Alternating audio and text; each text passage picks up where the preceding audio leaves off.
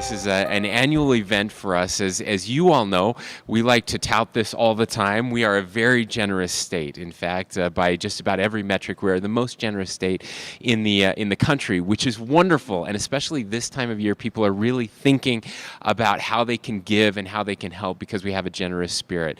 Unfortunately, sometimes those good intentions lead to not so good outcomes. And the purpose of today is to talk to the public, talk to the media about a better way to give back, and that better way is through our service providers. We're fortunate to be here at St. Vincent de Paul. We appreciate Catholic Community Services for hosting us, for the great work that they do, and we're going to hear from Matt in just a minute. But we have other service providers here as well as this representatives from Salt Lake City who end up cleaning up a lot of the stuff that gets donated this time of year that doesn't end up in the right place in ways that actually help people, and so we're very excited today to have service providers here with us who are at the city and Pamela Atkinson, who are going to talk a little bit more about the best ways to give, ways that will actually help people this holiday season. So we will first be privileged to hear from Pamela Atkinson. She will be followed by Corey Young, who is here with Salt Lake City. He will talk about some of the cleanup efforts, and then we will turn the microphone over to Matt Melville, who is representing the service providers and Catholic Community Services. So, Pamela. Thank you, Lieutenant Governor. One of the things that happens at this time of the year is everybody wants to give. I have to be honest and tell you, I've really searched the scriptures, all kinds of scriptures, and nowhere have I found that it says, thou shalt only give at Thanksgiving and Christmas. We actually have been concerned about the increased giving around the holidays because the people that we're serving and their providers here, they have needs all year round. And we want people to be able to give all year round. As an example, Christmas Day last year, we actually had over a dozen groups come downtown by Pioneer Park and along the street and hand out food that we didn't know where the preparation had taken place. But by the time it got to the evening, people were pretty full. We have, if you could turn that around, please, Matt. We have this dinner on Christmas Day, and you'll see that it is sheer collaboration. It's Catholic Community Services. It's the Church of Jesus Christ of Latter-day Saints who give us 1,000 steaks and 1,000 baked potatoes and rolls. It is Grand America who cooks the steaks and the rolls for us. And then I have about 100 volunteers who signed up last year to be here this Christmas. But what happened last year is people came in and said, we really want the steak, Pamela, but can we take it with us? And so what we are suggesting that people go on the websites of Catholic Community Services, Volunteers of America, and the Road Home, and Rescue Mission, Crossroads Urban, and look at what the list of needs are, and know those needs are all year round. And the people who decided to come down on Christmas Day, if they were to coordinate with some of the different provider agencies, we could provide the food and clothing.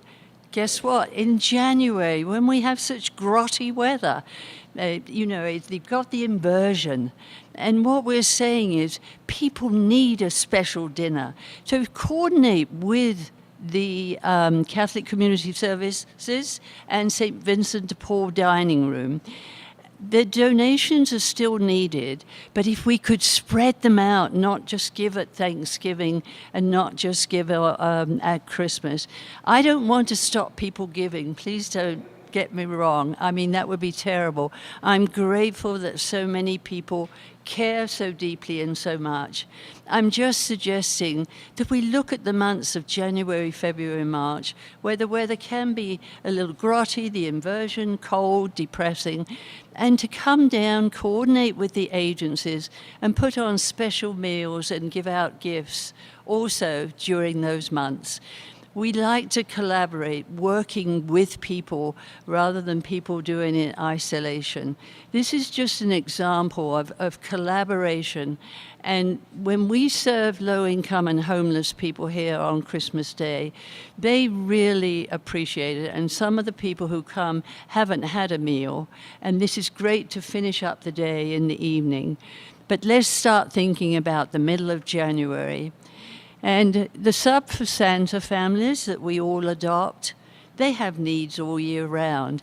Pick up the phone on the 2nd or 3rd of January, call those Sub for Santa families and say, how was your Christmas? Do you have any needs for the month of January? Do you have any needs when we call in February? It's just a way to share the great spirit that Utahns have of giving and caring about others all year round, and not just at the holidays. Thank you.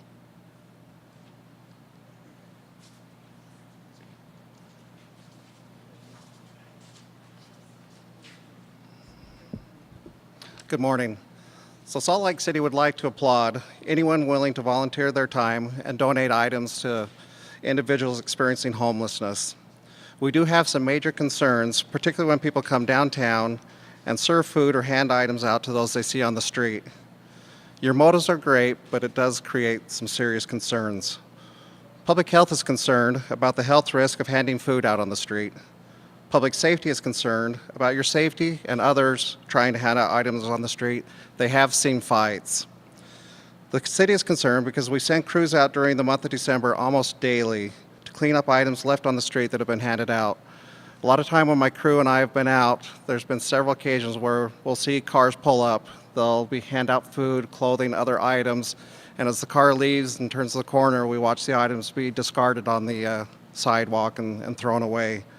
So we really do encourage all residents to give generously this season, but the option is to give to established organizations, including the Road Home, Volunteers of America, Crossroads, etc. Bringing products to the street often leads to wasted donations. Salt Lake City invites everyone to come to the city and participate in all the holiday activities. We want you to donate and help those in need. We just want you to do it in the best way possible that will ensure your donation is used by those that need it. Thank you. Yeah. Corey Young, Salt Lake City Waste and Recycling Program Manager.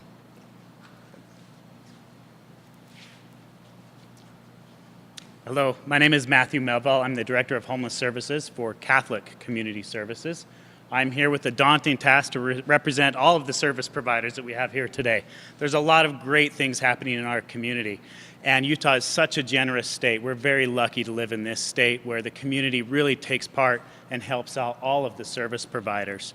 As you'll see, we have a setup over here of lists of and examples of things that each service provider could use.